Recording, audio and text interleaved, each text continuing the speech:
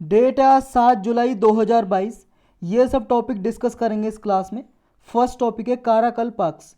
ये प्रीलिम्स और GS paper 2 के लिए इम्पोर्टेंट है। काराकल्पाक्स एक कम्युनिटी है, एक समुदाय के लोग हैं जो उज्बेकिस्तान में रहते हैं। रिसेंटली अभी न्यूज़ में इसलिए हैं, इन्होंने प्रोटेस्ट की हुई थी, यहाँ पे विद्रोह किए हुए थे उज्बेकिस्तान में, और गवर्नमेंट ने विद्रोह को रोकने के लिए कुछ मेजर्स लिए, स्टेप उठाए, कदम उठाए, जिसकी वजह से यहाँ पे कम से कम 18 लोगों की मौत हो गई है और 243 लोग घायल हो चुके हैं एक वीक में। लगभग लास्ट वीक की बात कर रहे हैं हम ये। तो यहाँ पे ये लोग जो प्रोटेस्ट कर रहे थे, प्रोटेस्ट क्यों कर रहे थे? प्रोटेस्ट इसलिए कर रहे थे, विद्रोह, क्योंकि उज्बेकिस्तान ने कुछ ऐसे नियम कानून, रूल्स रेगुलेशन, ऐसे कानून लेके आया जिसकी वजह से जो काराकल के लोग जहाँ पे रहते हैं ना, ये काराकल पाकिस्तान नाम की एक प्रोविंस है। प्रोविंस का मतलब स्टेट, राज्य। उज्बेकिस्तान के अंदर एक राज्य है, प्रोविंस है, काराकल पाकिस्तान के नाम से। वहाँ पे ये लोग रहते हैं और इसको देखो स्पेशल ऑटोनॉमी मिली हुई है। स्पेशल ऑटोनॉमी मिली हुई है इसको, यानी कि एक तरह से जैसे हमारे इंडिया में पहले जम्मू कश्मीर को एक ऑटोनॉमी मिली हुई थी, स्पेशल स्टेटस दिया हुआ था स्टेट्स को, जम्मू कश्मीर को, इसी तरह से कुछ ऐसी स्पेशल ऑटोनॉमी दी हुई थी इसको, काराकल पाकिस्तान को, प्रोविंस को, उज्बेकिस्तान के अंदर। लेकिन इनकी ऑटोनॉमी को रेस्ट्रिक्ट करने के लिए, इनकी ऑटोनॉमी को रोकने के लिए कुछ गवर्नमेंट ने नियम कानून बनाए जिनका ये लोग विद्रोह कर रहे थे। अब इन विद्रोह को दबाने के लिए गवर्नमेंट कुछ स्टेप तो उठाएगी, कदम उठाएगी, जिसकी वजह से 18 लोगों की मौत हो गई। तो ये कब बना काराकल पाकिस्तान, इसकी डिटेल से थोड़ा डिस्कस करते हैं।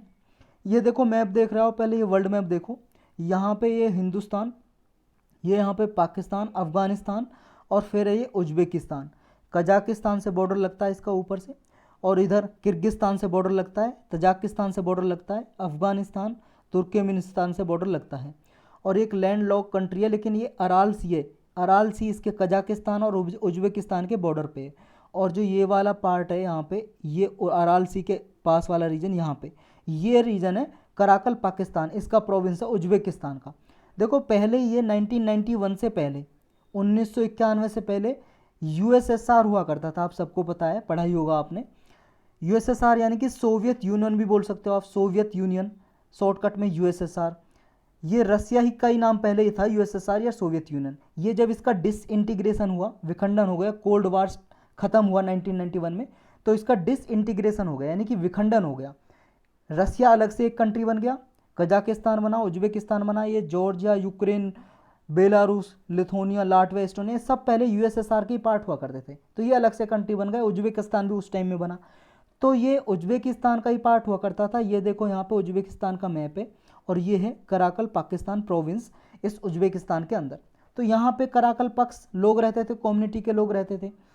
अब उन्होंने अलग ऑटोनॉमी की डिमांड की, तो अलग से ऑटोनॉमी दे दी गई। जैसे हमारे इंडिया में पहले 370 हटने से पहले जम्मू कश्मीर को स्पेशल स्टेटस था हमारे संविधान के हिसाब से, ऐसे ही कुछ ऐसा स्पेशल स्टेटस कराकल पाकिस्तान को है उज्बेकिस्तान में। तो इनकी ऑटोनॉमी को ही नुकसान पहुंचाने के लिए, यानी कि एक तरह से रेस्ट्रिक्ट करने के लिए, बांधने के लिए, इनकी ऑटोनॉमी को खत्म मेजर्स लिए, कानून बनाए उज्बेकिस्तान गवर्नमेंट ने। इसी का विद्रोह कर रहे थे ये लोग। तो कराकल पाकिस्तान जो है, ये कराकल पाक जो पीपल हैं, लोग, समुदाय के लोग हैं, इनसे ही ये नाम ड्राइव हुआ है। लगभग 2 मिलियन पीपल रहते हैं ये। 2 मिलियन का मतलब 20 लाख, 1 मिलियन में 10 लाख होता है, तो 2 मिलियन 20 लाख लोग हो गए। एथनिक माइनॉरिटी ग्रुप है ये, माइनॉरिटी में आता है, यानी कि अल्पसंख्यक है। इनकी पॉपुलेशन 50% से भी कम है उज्बेकिस्तान की जितनी पॉपुलेशन है। और ये जो कराकल पाक है, इसका मतलब है ब्लैक हैट। ब्लैक हैट का मतलब ये क्या है, अपनी ट्रेडिशनल एक टोपी ओढ़ते हैं जो काली होती है, हेड गियर जिसे बोल सकते हैं। तो उसी के नाम पे ये कराकल पाक है उनकी भाषा में।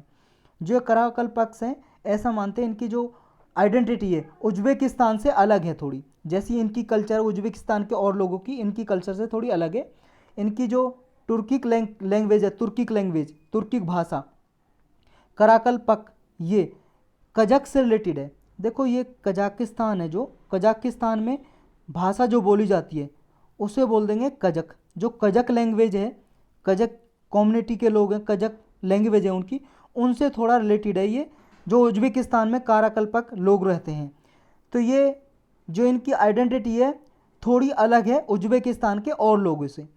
लेकिन इसकी जो कराकल पाक्स के लोग हैं, ये देखो इनकी जो ओरिजिन हुआ है कजक्स, उज्बेक्स और तुर्कमेन, इनसे ही हुआ है। कजक पीपल कजाकिस्तान में, उज्बेकिस्तान में उज्बेक पीपल रहते हैं और तुर्कमेनिस्तान में तुर्कमेन रहते हैं।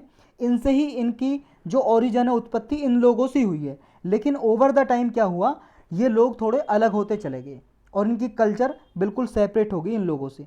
तो ये कराकल्पक्स बोलते हैं इन्हें, जो उज्बेकिस्तान में रहते हैं। जो उज्बेकिस्तान है, इसने 1991 में जब सोवियत यूनियन का विखंडन हुआ था तो इसने इंडिपेंडेंस डिक्लेयर कर दी थी, यानी कि ये सोवियत यूनियन से अलग हो गया था जब सोवियत यूनियन का डिसइंटीग्रेशन हुआ 1991 में। और भी बहुत सारे कंट्री अलग हुए जैसे कजाकिस्तान, तो उज्बेकिस्तान भी अलग हुआ। तो ये कराकल पाकिस्तान है जो फॉर्मली ऑटोनोमस रिपब्लिक ये रिकॉग्नाइज किया गया उज्बेकिस्तान के कॉन्स्टिट्यूशन में 1992 में, यानी कि इसे ऑटोनोमस रिपब्लिक किया गया डिक्लेयर, यानी कि अलग से ये एक प्रोविंस है लेकिन किसके अंडर है, ओवरऑल उज्बेकिस्तान के अंदर ही आता है। लेकिन ये इसे राइट दिया गया कि इसे राइट टू ससीड है। राइट टू ससीड का मतलब होता है, ससीड का मतलब होता है सेपरेट होना, अलग होना। ये जो ससीड स्पेलिंग देख रहे हो आप यहाँ पे, मैं इसे इरेज कर लेता हूँ पहले। जो स्पेलिंग देख रहे हो ससीड, ससीड का मतलब होता है सेपरेट होना, अलग होना। तो इसे जब ये कॉन्स्टिट्यूशन बना संविधान उज्बेकिस्तान का, तो अलग से ऑटोनोमस रिपब्लिक डिक्लेयर किया गया, यानी कि ऑटोनॉमी दी गई इसे। लेकिन इसे राइट टू ससीड भी दिया गया, यानी कि अलग होने का अधिकार। लेकिन किसके बेस पे, किसके आधार पर अलग हो सकता है उज्बेकिस्तान से, अलग कंट्री बन सकता है? रेफरेंडम के आधार पे पूरे उज्बेकिस्तान के लोग रेफरेंडम करेंगे नेशन वाइड। रेफरेंडम का मतलब होता है लोकमत, हिंदी में बोलते हैं लोकमत। लोकमत क्या होता है, कोई भी जैसे मान लो किसी भी प्रोविंस को ऑटोनॉमी दी गई है और वो अलग होना चाहता है, तो वहाँ के लोग अपना वोट देंगे। अगर 50% से ज़्यादा लोग, वहाँ के लोग हाँ में जवाब देते हैं, येस में, कि हाँ अलग होना चाहते हैं, तो उसको अलग कर देते हैं। नहीं में जवाब देंगे 50% से ज़्यादा, तो वो उसी का पार्ट रहता है। तो इसे बोलते हैं रेफरेंडम। नेक्स्ट टॉपिक है आगरा दूत। आगरा दूत है क्या? आगरा दूत एक न्यूज़पेपर है जो आज से 50 साल पहले स्टार्ट किया गया था असम में। असमीज भाषा में ही है ये आगरा दूत, असमीज लैंग्वेज में, और बाई वीकली है, यानी कि सप्ते में 2 बार ही ये न्यूज़पेपर आता है। 1972 में चलाया थे 6 जुलाई को, इसको 50 साल पूरे हो गए, इसलिए प्राइम मिनिस्टर नरेंद्र मोदी जी ने इसके गोल्डन जुबली के सेलिब्रेशन का इनॉग्रेशन किया, यानी कि उद्घाटन किया। गोल्डन जुबली बोलते हैं जब किसी इवेंट को 50 साल हो जाते हैं। 25 साल होते हैं तो उसको बोलते हैं सिल्वर जुबली, और 50 साल हो जाते हैं तो गोल्डन जुबली बोलते हैं।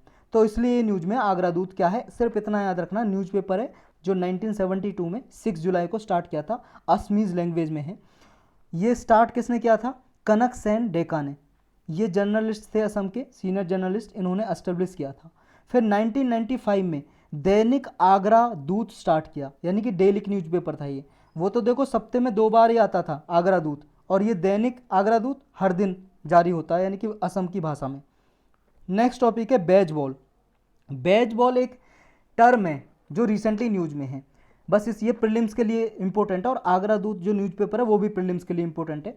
बेजबॉल ऐसी टर्म है जिसमें कोई भी इंसान हर टाइम पॉजिटिव रहे और जिस चीज़ के लिए पॉजिटिव रहे उसे हासिल भी करे।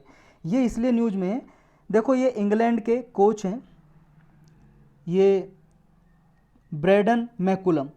ये क्या है, जब से इन्होंने क्या है इंग्लैंड के टेस्ट टीम के कोच बने हैं, तब से ये टर्म वर्ड है जो यूज किया जा रहा है उनके लिए, Bazball.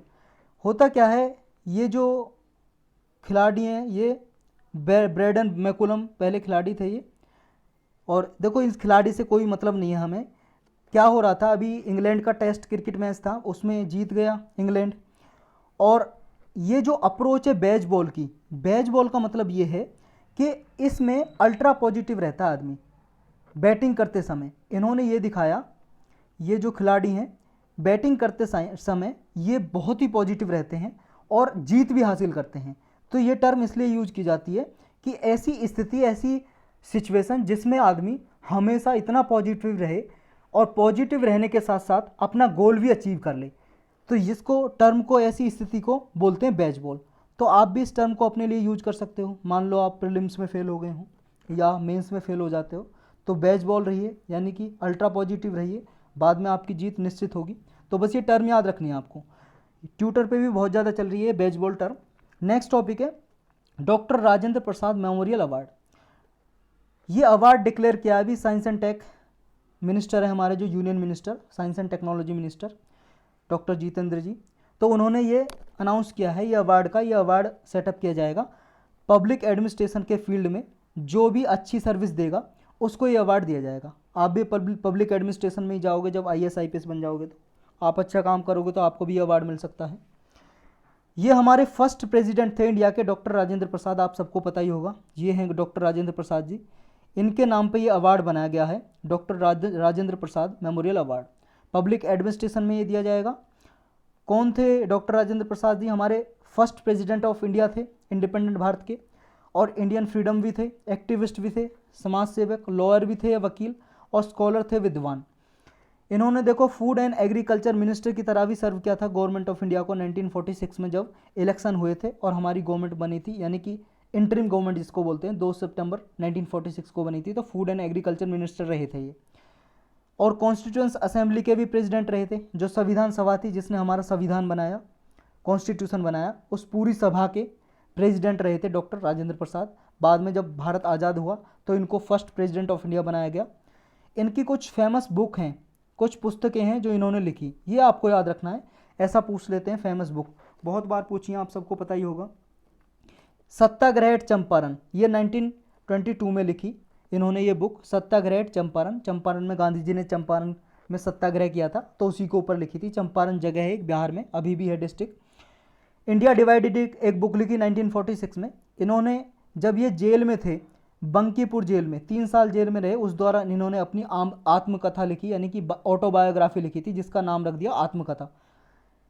Mahatma Gandhi and Bihar some reminiscence, reminiscence का मतलब होता है कुछ यादें, तो इन्होंने ये बुक लिखी 1949 में। बापू के कदमों में 1954 में लिखी इन्होंने ये बुक। सिंस इंडिपेंडेंस 1960 में। तो ये इनकी कुछ फेमस बुक्स हैं जो इन्होंने लिखी थी। नेक्स्ट टॉपिक है फील्ड्स मेडल, ये भी सिर्फ प्रीलिम्स के लिए इंपॉर्टेंट है। ये फील्ड्स मेडल जो आपको दिखाई दे रहा है, ये पुरस्कार है फील्ड मेडल। किसके क्षेत्र में दिया जाता है? ये मैथमेटिक्स में। मैथमेटिक्स में कोई एक्स्ट्रा ऑर्डिनरी कुछ चीज़ दिखाता है, यानी कि कुछ मान लो ऑब्जर्वेशन करता है या कुछ डिस्कवरी करता है, कुछ अच्छा कैलकुलेशन देता है मैथमेटिक्स में, तो उसके लिए अवार्ड दिया जाता है। अभी यूक्रेनियन मैथमेटिशियन है, ये यूक्रेन की एक महिला है, मेरिना वाइजोव्स्का। ये वाइजोव्स्का कितना कठिन सा नाम है, मेरिना याद नाम रखो आप। इनको ये अवार्ड मिला है। कौन देता है ये अवार्ड? इंटरनेशनल मैथमेटिकल यूनियन देता है। ये एक international non governmental non profit organisation है।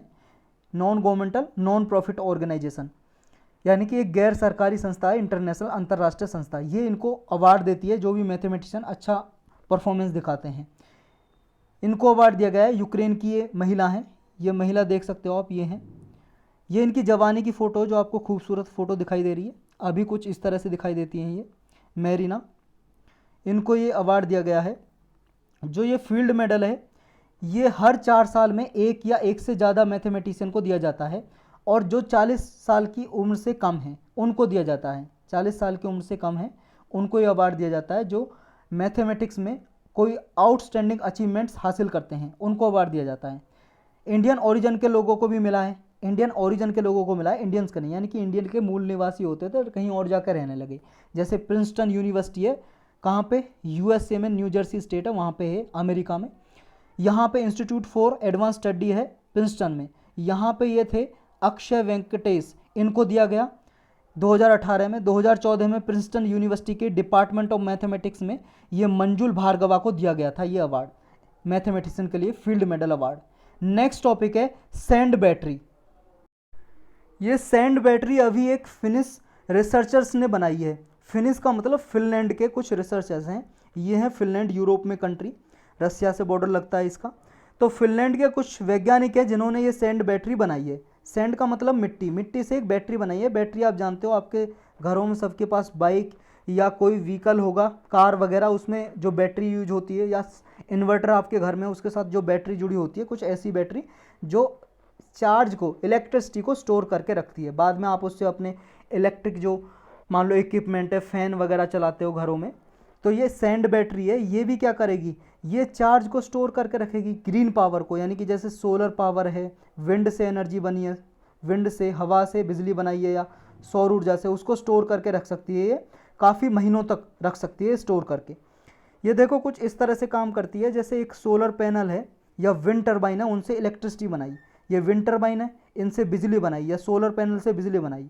अब ये बिजली डायरेक्टली यूज की जा सकती है, या तो अगर डायरेक्टली यूज नहीं की, मान लो एक्स्ट्रा बिजली बन गई, तो उसको इस सैंड बैटरी में, ये है सैंड बैटरी, इसमें स्टोर करके रखा जा सकता है हीट की तरह। अब ये हीट जो स्टोर है, जो इसमें ऊष्मा स्टोर है, इसमें रखी हुई है, अब इसको स्टोर है जो हीट, अब इससे क्या है, वाटर वगैरह गर्म कर सकते हैं, पानी वगैरह गर्म कर सकते हैं, किसी बिल्डिंग को गर्म करने के लिए यूज कर सकते हैं, या वाटर गर्म करके पूरे स्टीम में सप्लाई कर सकते हैं। तो इस एनर्जी को यूज किया जा सकता है बाद में। तो कैसे वर्क करती है, चार्जिंग करती है। जैसे क्या है, कोई डिवाइस है, उसे इलेक्ट्रिसिटी से जैसे चार्ज करते हैं, इसके ज़रिए जो हीट स्टोरेज है इसमें, इससे चार्ज की जा सकती है, और इसे स्टोर करके रखा जा सकता है, सैंड के साथ स्टोर करके रखा जा सकता है, और ये इफेक्टिवली हीट स्टोर करके रख सकती है। ये सैंड बैटरी है तो हीट स्टोर करके रख सकती है, लेकिन ओवर द टाइम ये हीट को रिलीज भी कर सकती है, यानी कि लेकिन कुछ महीने तक तो स्टोर करके रख सकती है, कुछ महीनों के बाद फिर हीट को रिलीज कर सकती है, ऊष्मा को। लेकिन ये क्या है, इस हीट को यूज किया जा सकता है, या तो तब जैसे बिजली नहीं आ रही है तब हीट को यूज किया जा सकता है, या फिर विंटर में हीट को यूज किया जा सकता है। विंटर में देखो, सर्दियों में घरों को गर्म करने के लिए इस हीट को यूज किया जा सकता है, या पानी को गर्म करने के लिए यूज किया जा सकता है। डायरेक्टली पानी को गर्म करके घरों तक पंप सप्लाई की जा सकती है, ऑफिस में, स्विमिंग पूल में गर्म पानी सप्लाई किया जा सकता है इस हीट से। तो इतना फ़ायदा हो सकता है इसका। नेक्स्ट टॉपिक है परचेजिंग मैनेजर इंडेक्स। देखो सैंड बैटरी के यूज क्या क्या है, यूज याद रखने, और किसने ये खोज की है पहली बार पूरे वर्ल्ड में, फिनलैंड के वैज्ञानिक है, उन्होंने खोज की है। नेक्स्ट टॉपिक है परचेजिंग मैनेजर्स इंडेक्स, प्रीलिम्स और जीएस पेपर 3 के लिए इंपॉर्टेंट है। आरबीआई ने अभी इसका डेटा रिलीज किया। इसके अकॉर्डिंग, परचेजिंग मैनेजर्स इंडेक्स के अकॉर्डिंग, ये पिछले 11 सालों में जो सर्विस सेक्टर है वो सबसे हाईएस्ट रहा है, 59.2 ये परसेंट जून में ज़्यादा, मतलब इतना अचीवमेंट किया है इस सर्विस सेक्टर ने। सर्विस सेक्टर तो आप जानते हो, सर्विस सेक्टर में क्या क्या आता है, सेवा वाला उद्योग जो सेवा प्रोवाइड करता है। बैंकिंग क्या है, ये भी एक सर्विस है, बैंकिंग जो आप करते हो, पैसा जमा करते हो, निकालते हो। होटल रेस्टोरेंट, ये भी क्या सर्विसेज हैं। तो ये जो सर्विसेज सेक्टर है, इन्होंने सबसे हाईएस्ट अब तक का 11 साल में हासिल किया है अचीवमेंट। ये जो परचेजिंग मैनेजर इंडेक्स है, ये क्या है, प्राइवेट सेक्टर कंपनीज की मंथली सर्वे करती है, किसने कितना हासिल किया, कितना अचीवमेंट किया। इसे जारी कौन करता है, इसे प्रोड्यूस कौन करता है, परचेजिंग मैनेजर इंडेक्स को IHS मार्केट नाम की एजेंसी है, ये इसको प्रोड्यूस करता है, जारी करता है, यानी कि इसे कैलकुलेट करता है कि कितनी इंडस्ट्रीज़ ने कितना हासिल किया है। इसमें कितनी इंडस्ट्री रहती हैं, देखो 500 मैन्युफैक्चरिंग कंपनी है, ऐसी कंपनी जो कुछ उत्पाद बनाती हैं, प्रोडक्ट बनाती हैं, उनकी सर्वे करती है ये, इन्होंने कितना हासिल किया पहले से। और 350 सर्विस सेक्टर कंपनी है, यानी कि इन्होंने सर्विस सेक्टर में कितना अपना जो ग्रोथ है की है पिछले ईयर की अपेक्षा, तो ये इसमें मेजर करती है। और जो ये लेवल है, इसमें 50 पॉइंट रखा हुआ है, 50% से ज़्यादा है, यानी कि उसने पिछले, यानी कि जो अचीवमेंट था, ग्रोथ थी उसकी, उससे ज़्यादा हासिल किया है। 50 से नीचे चली गई, यानी कि उसका कॉन्ट्रैक्शन हो गया, यानी कि उसका जो ग्रोथ थी कम हो गई। इस तरह से ये 350 सर्विस के सेक्टर कंपनी और 500 मैन्युफैक्चरिंग कंपनी को मंथली कंपाइलेशन करती है उनका डेटा कि कितनी ग्रोथ हासिल की है। इसका सिग्निफिकेंस क्या है, इंपॉर्टेंस क्या है, इंपॉर्टेंस यही है कि इससे इकोनॉमी की जो सर्विस सेक्टर की जानकारी मिल जाती है, कितनी ग्रोथ की है, कितनी नहीं की है, तो ये इसका फ़ायदा है। नेक्स्ट टॉपिक है कैंपो क्रॉपिंग ट्रायल। जैसे प्रीलिम्स के लिए इंपॉर्टेंट है, वैसे तो मेंस के लिए भी, जीएस पेपर 3 के लिए इन्वायरमेंट में। देखो कुछ साइंटिस्ट हैं, उन्होंने एक ऐसा तरीका ढूंढा है, जो पेस्ट होते हैं ना, पेस्ट का मतलब ये समझ लो इंसेक्ट वगैरह जो फसलों को नुकसान पहुंचाते हैं। आपको पता ही होगा, जब फसल बोई जाती हैं, क्रॉप कल्टीवेशन की जाती है, तो कुछ कीट वगैरह होते हैं, इंसेक्ट वगैरह, जो फसलों को नुकसान पहुंचाते हैं। उन कीट को मारने के लिए पेस्टिसाइड डालते हैं। पेस्टिसाइड मतलब कीटनाशक, दवाइयाँ छिड़कते हैं कुछ, लेकिन दवाइयाँ उन पेस्ट को तो मार देते हैं, इंसेक्ट वगैरह को, लेकिन क्रॉप को भी नुकसान पहुँचा देते हैं। तो एक ऐसा तरीका ढूंढा है साइंटिस्ट ने, वैज्ञानिकों ने, कि पेस्टिसाइड डालने की ज़रूरत ही ना पड़े। कैसा तरीका है ये, जैसे ये फसल है, इस फसल पे डाई कर दी। अब इस डाई से क्या है, जो पेस्ट बैठते थे और क्रॉप को नुकसान पहुंचाते थे, वो कीट इस पे बैठते नहीं और नुकसान नहीं पहुंचा पाते, ये देखा गया। तो ये शुगर बीट का फील्ड था, यानी कि यहाँ पे चुकंदर बो रखे थे इस खेत में, उसमें फूड डाई किया, और डाई करने से क्या हुआ, जो कलर किया इसमें फसलों को, कलर करने से ये जो प्लांट सॉइल पे ये डाई करने की वजह से जो ये पेस्ट अटैक होता था, पेस्ट क्या है नुकसान पहुंचाते थे, अब ये नुकसान नहीं पहुंचा रहे क्रॉप को, तो ये फ़ायदा देखा गया। इसकी वजह से क्या है, पेस्टिसाइड यूज़ नहीं करना पड़ेगा, फसलों को भी नुकसान नहीं होगा, और किसानों की जो इनपुट कॉस्ट ज़्यादा आती थी पेस्टिसाइड खरीदने में वो भी नहीं आएगी। नेक्स्ट टॉपिक है direct seeded rice. Direct seeded rice क्या है, इसको देखो ब्रॉडकास्टिंग सीड टेक्निक भी बोलते हैं, डायरेक्ट सीड राइस या डायरेक्ट सीडेड राइस। प्रीलिम्स और जीएस पेपर 3 के लिए इंपॉर्टेंट है, और जीएस पेपर 1 के लिए, ज्योग्राफी के लिए भी। ये देखो इतना याद रखना है इसमें, डायरेक्ट सीड राइस को ब्रॉडकास्टिंग सीड टेक्निक के नाम से भी जाना जाता है। ट्रेडिशनल जो क्या है राइस कल्टीवेशन करते हैं, धान की खेती करते हैं, जो चावल बोते हैं खेतों में, उसमें क्या है, पहले जैसे ये फील्ड है, ये खेत है, खेत के एक कोने पे पौध लगा लेंगे, छोटा सा पौधा उग जाएगा राइस का।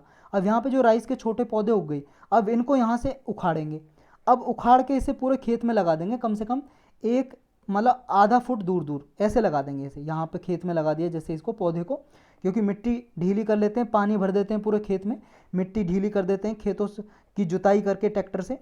अब इसकी वजह से क्या है, जब मिट्टी ढीली हो जाती है हाथ से ये पौध लगाते हैं, और इसमें टाइम भी ज़्यादा लगता है, इसको ट्रांसप्लांटिंग मेथड भी बोलते हैं, यहाँ से उखाड़ के ट्रांसप्लांट कर दिया। तो इस ट्रेडिशनल मेथड में टाइम भी ज़्यादा लगता है, और वर्कर भी चाहिए, ऐसा तो नहीं है अकेला आदमी पूरा लगा देगा पूरे खेत में, वर्कर भी चाहिए, तो ज़्यादा कॉस्ट आती है, इनपुट कॉस्ट किसान की, पानी का भी ज़्यादा वेस्टेज होता है। अब इसमें जो पानी भरा होता है धान के खेतों में, उसमें से मीथेन का इमिशन होता है CH4, और ये ग्रीन हाउस गैस है जिसकी वजह से ग्लोबल वार्मिंग होती है। तो इसमें सारे नुकसान हैं इसको ट्रेडिशनल मेथड से बोने से राइस को। लेकिन इससे ब्रॉडकास्टिंग सीड टेक्निक से, या डायरेक्ट सीडेड राइस, मतलब पूरे खेत में डायरेक्ट जो बीज है राइस का वो पूरे खेत में लगा दिया, अब उससे ही पौधा निकल रहा है और उससे ही राइस हो रहा है, पैडी कल्टीवेशन हो रही है। तो इसकी वजह से क्या है, कॉस्ट भी कम होगी। वाटर इंटेंसिव मेथड जो ट्रेडिशनल यूज होते हैं जिनमें ज़्यादा पानी यूज होता है, वो ज़्यादा पानी यूज नहीं होगा। ग्राउंड वाटर का डिप्लीसन हो रहा है, पानी ज़्यादा यूज करने की वजह से ग्राउंड वाटर का डिप्लीसन नहीं होगा, यानी कि जो अर्थ के नीचे पानी है वो भी सेव रहेगा, और वाटर लॉग्ड फील्ड हो जाते हैं वो भी बचेंगे, मीथेन गैस का इमिशन नहीं होगा, इतने सारे फायदे होंगे इससे। नेक्स्ट टॉपिक है नैरोबी फ्लाइज। फ्लाइज का मतलब होता है मक्खी, ये एक मक्खी है नैरोबी, ये एक नैरोबी में पाई जाती है, एक कंट्री है नैरोबी, कंट्री का एक कैपिटल है केनिया की, केनिया एक देश है, ये देखो यहाँ पे अफ्रीका में, अफ्रीकन कंट्री है ये केनिया, केनिया की राजधानी है कैपिटल नैरोबी। तो नैरोबी में ये मेनली पाई जाती है नैरोबी फ्लाइज। अभी ये ईस्ट जो सिक्किम है, सिक्किम हमारा स्टेट है जो राज्य है, वहाँ पे लगभग 100 स्टूडेंट थे इंजीनियरिंग कॉलेज के, उनमें देखा गया इस मक्खी की वजह से उनमें इन्फेक्शन हो गया, इस मक्खी ने काट लिया। देखो ये मक्खी जब काट लेती है, ये है मक्खी फ्लाइज, और इसकी वजह से इस तरह के इन्फेक्शन हो जाते हैं, इन्फेक्शन की वजह से इससे डिसीज हो जाती है। इसको नैरोबी फ्लाइज को देखो कैनियन फ्लाइज भी बोलते हैं, कैनियन फ्लाइज, या ड्रैगन बग्स भी बोलते हैं। ये ईस्ट अफ्रीका की नेटिव है, ईस्ट अफ्रीका में मेनली पाई जाती है, वहीं की मूल निवासी है। ऑरेंज ब्लैक कलर की होती है जैसा हमने ऊपर देखा, और ये रेनफॉल जब होता है, जब ज़्यादा बारिश होती है उसमें ये थ्राइव होती है, उसमें सर्वाइव करती है बहुत ज़्यादा। अभी सिक्किम में है, पिछले कुछ हफ्तों से सिक्किम में पाई जा रही है ये जो इंसेक्ट है। ये क्या है, क्रॉप के लिए तो बहुत ज़्यादा फ़ायदेमंद है। क्रॉप के लिए कैसे, जो क्रॉप में जो पेस्ट होते हैं, जैसा हमने ऊपर डिस्कस किया, पेस्ट या कीट जो होते हैं इंसेक्ट वगैरह, जो फसलों को नुकसान पहुंचाते हैं, तो ये मक्खी क्या है उनको खा जाती है, ये फ्लाइज, तो उनको खा जाएगी तो ये फसलों को नुकसान नहीं पहुंचा पाएंगे। तो ये ह्यूमन के लिए बेनिफिशियल है क्रॉप के वजह से। लेकिन क्या है, कभी क्या होता है, ये जब ह्यूमन के डायरेक्टली कांटेक्ट में आती है तो ये ह्यूमन को जब काट लेती है, वैसे तो ये काटती नहीं है जनरली, लेकिन क्या होता है कि जैसे उसके कांटेक्ट में आती है तो ये एसिड रिलीज करती है, एसिड। अब वो एसिड जैसे क्या है, ह्यूमन की स्किन है जो त्वचा उसके कांटेक्ट में आता है तो उसकी स्किन बर्न सी हो जाती है, जल सी जाती है, उसमें इन्फेक्शन हो जाता है, और इन्फेक्शन की वजह से वहाँ पे इचिंग भी होती है, तो ये नुकसान हो सकता है इससे। नेक्स्ट टॉपिक है शिमला एग्रीमेंट। ये प्रीलिम्स और जीएस पेपर 2 के लिए इंपॉर्टेंट है, और जीएस पेपर 3 के लिए भी, इंटरनल सिक्योरिटी वगैरह में। वैसे जीएस पेपर 2 के लिए इंपॉर्टेंट है, इंटरनेशनल एग्रीमेंट है, इंटरनेशनल रिलेशन के लिए। शिमला जो एग्रीमेंट है इसके 50 साल पूरे हो गए, इसलिए न्यूज़ में आया। आप सबको पता है ये जो पाकिस्तान अलग हुआ था इंडिया से, ये बांग्लादेश जो है अभी, पहले ईस्ट पाकिस्तान बोलते थे इसको, और इसको वेस्ट पाकिस्तान, पाकिस्तान को, दोनों पाकिस्तान के पार्ट थे, वेस्ट पाकिस्तान ईस्ट पाकिस्तान। 1971 में इंडिया और पाकिस्तान का वार हुआ, जिसमें इंडिया ने बांग्लादेश की मदद की, यानी कि ये पहले ईस्ट पाकिस्तान था, ये फिर लिबरेट हो गया, इससे आज़ाद हो गया पाकिस्तान से, और ये बांग्लादेश बन गया 1971 में। तो ये 16 दिसंबर 1971 में इंडिया पाकिस्तान का वार ख़त्म हुआ और बांग्लादेश का लिबरेशन हो गया, बांग्लादेश आज़ाद हो गया, नया बांग्लादेश कंट्री बन गया। पहले इसका नाम ईस्ट पाकिस्तान था। इसके बाद इंडिया और पाकिस्तान के एक एग्रीमेंट हुआ, समझौता, जिसका नाम है शिमला एग्रीमेंट। अभी इसके 50 साल पूरे हो गए, इसलिए ये न्यूज में है।